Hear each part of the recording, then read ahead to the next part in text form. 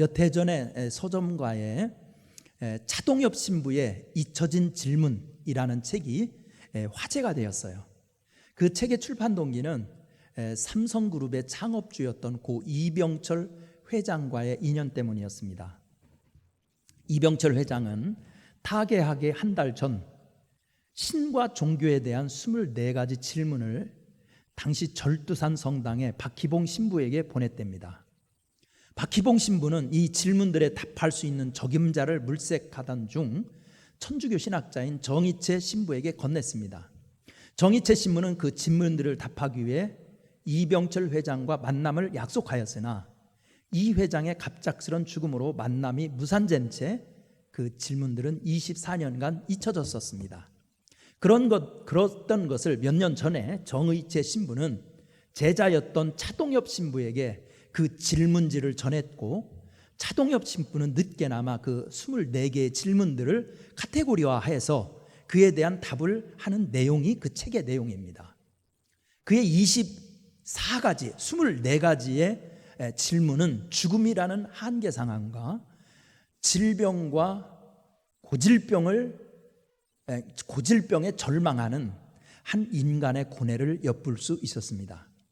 정도의 차이는 있지만 누구나 다양한 삶의 고통으로 절망을 경험합니다. 이렇게 삶이 힘겨울 때 희망을 향한 비상구는 없는 것일까요? 오늘 본문 출애굽기 14장 10절부터 20절에 등장하는 홍해 앞에 이스라엘 백성들이 그 길을 알려줍니다. 절망 중에서 희망이라는 비상구를 먼저 발견하려면 첫째, 시각을 바꾸라는 겁니다. 시각을 바꾸라. 10절 같이 읽어봅니다. 시작. 가까이 올 때에 이스라엘 자손이 눈을 들어본즉 애굽 사람들이 자기들 뒤에 이른지라 이스라엘 자손이 심히 두려워하여 여호와께 부르짖고. 아멘. 여기에 배경은 이스라엘 백성들의 출애굽입니다. 이스라엘 백성은 모세의 인도로 애굽을 탈출하면 모든 고생은 끝나는 줄 알았습니다. 그러나 애굽의 바로는 이스라엘을 쉽게 포기하지 않고 최정의 군대를 동원하여 추격하였습니다. 뒤에는 추격해오는 바로의 군대, 앞에는 건널 수 없는 홍해. 여기서 그들은 둘 중 하나를 선택해야 했습니다. 뒤쫓아오는 바로의 기병대에 붙잡혀 죽느냐, 아니면 홍해의 바다에 빠져 죽느냐.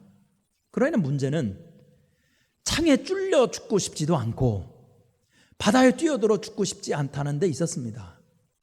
살고 싶은데 살 길이 없었습니다. 여기에 문제가 있는 것입니다. 잘 살고 싶은데 잘 살 수 없고, 떼돈을 벌어 떵떵거리고 싶은데 돈만 털리고, 잘난 척하며 살고 싶은데 알아주는 사람 하나 없고, 지도자인 척하고 싶은데 따라주는 사람이 없습니다. 이것이 현대인의 홍해인 것입니다. 이때 이스라엘 백성은 모세를 향하여 원망합니다. 애굽에 매장지가 없어서 우리를 이끌어내어 이 광야에서 죽게 하려 하느냐고 따졌습니다. 차라리 여기서 죽는 것보다 애굽에서 애굽 사람 섬기는 쫓이 낫겠다라고 소리 높여 원망도 했습니다.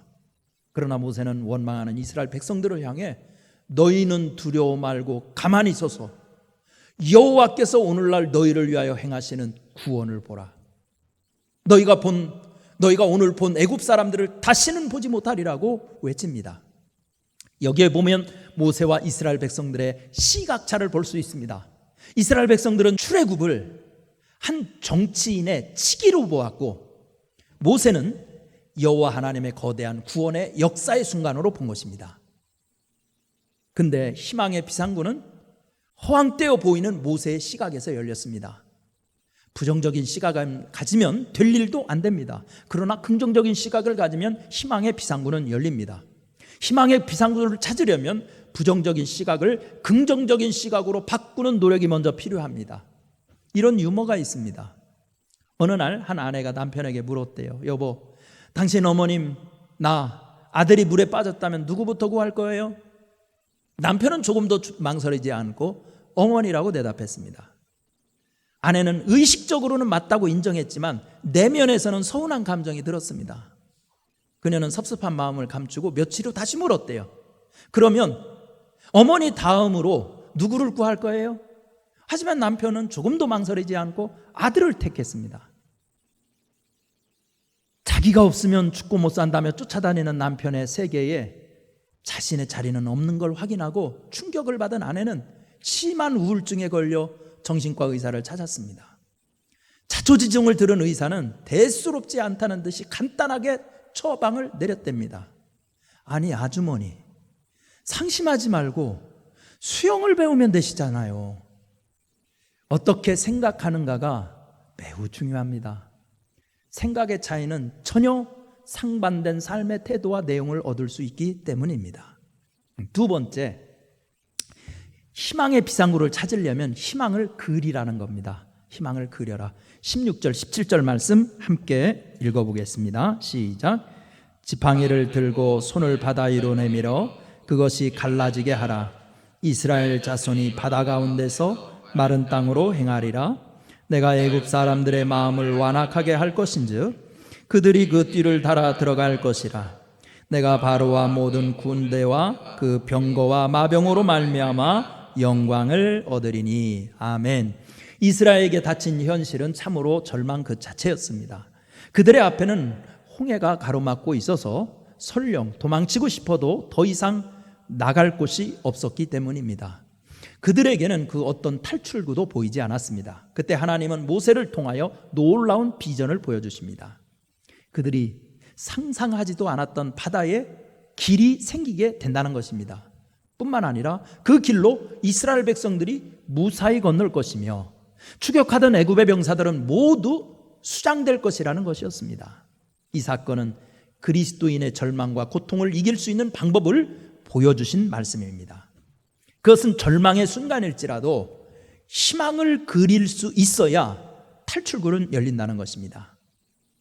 1인당 국민소득이 142달러에 불과했던 1967년도 경부 고속도로라는 희망의 길을 그리자 오늘의 경제 부흥이라는 길을 얻은 것입니다. 고난할 때에는 하나님을 붙들고 희망을 그려야 합니다. 그래서 성경은 너희 안에서 행하시는 이는 하나님이시니 자기의 기쁘신 뜻을 위하여 너희에게 소원을 두고 행하신다라고 빌립보서 2장 13절에서 이른 것입니다. 세 번째, 희망의 탈출구를 발견하려면 희망을 선포하라는 것입니다. 자, 13절 말씀 읽어볼까요? 13절 시작. 모세가 백성에게 이르되 너희는 두려워하지 말고 가만히 있어서 여호와께서 오늘 너희를 위하여 행하시는 구원을 보라. 너희가 오늘 본 애굽 사람을 영원히 다시 보지 아니하리라. 아멘. 마지막으로 모세가 한 말은 선포하는 것이었습니다. 선포하는 것. 모세는 하나님이 보여주신 비전을 가슴에 품고만 있지 않았습니다. 그는 절망하고 있는 이스라엘 백성 앞에서 담대히 희망을 선포했습니다. 이스라엘이여, 걱정하지 마십시오. 하나님이 구원하실 것입니다. 추격하는 애굽의 병사들은 모두 하나님께서 수장시키신다니 기대하십시오. 그런데 놀랍게도 하나님은 모세가 선포한 대로 이루어 주셨습니다. 홍해는 갈라졌고 이스라엘 백성들은 안전히 바다를 건넜으며 애굽의 병사들은 추격하다가 몰살을 당했습니다. 믿음을 가지고 희망을 선포했을 때 절망의 홍해는 열렸습니다. 희망을 향한 비상구는 선포할 때 열립니다.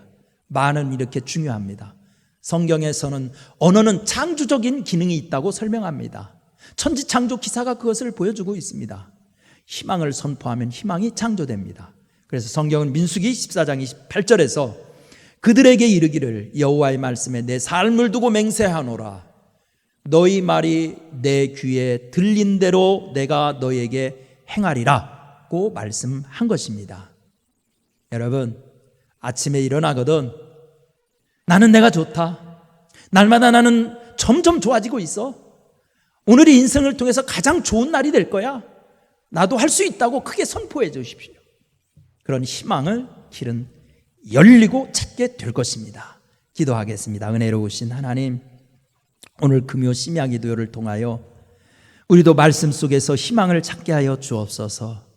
하나님 아버지, 지금 세상은 코로나 사태로 인하여 앞이 안 보인다고, 앞에 홍해가 가로막고 있다고 절망하는 소리가 다반사를 이루고 있습니다.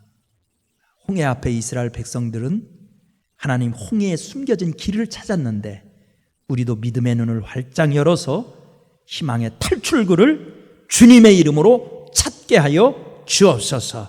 예수님의 이름으로 기도드리옵나이다. 아멘.